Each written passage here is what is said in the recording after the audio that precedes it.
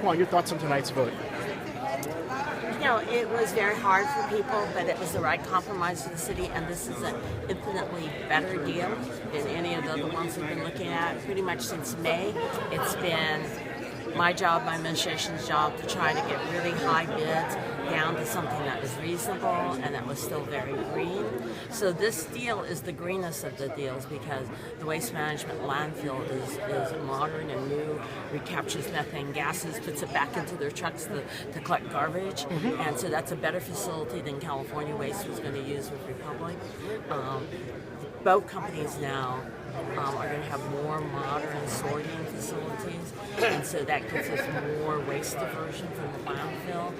And the price is the lowest price that we've gotten so far, and relatively less increase than a lot of other cities have had to go through. We've gone almost 15 years without an increase to our base cost, and we innovated.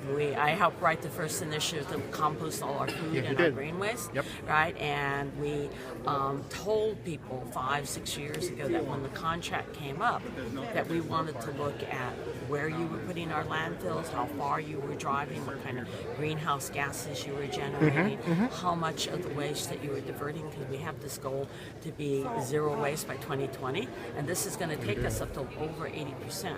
And so we're pretty proud of looking in a way that's very holistic about this contract and still actually getting a pretty good price. How did you come to basically fix the deal? Because it was pretty ugly. I mean, I might say pretty ugly, the Everybody, lawsuit. You talk to all of them. I've always thought that a compromise was the best. I've always thought that Waste Management's landfill was better. Right. I thought there could be some kind of deal with the garbage pickup. I think David is a great specialist on recycling.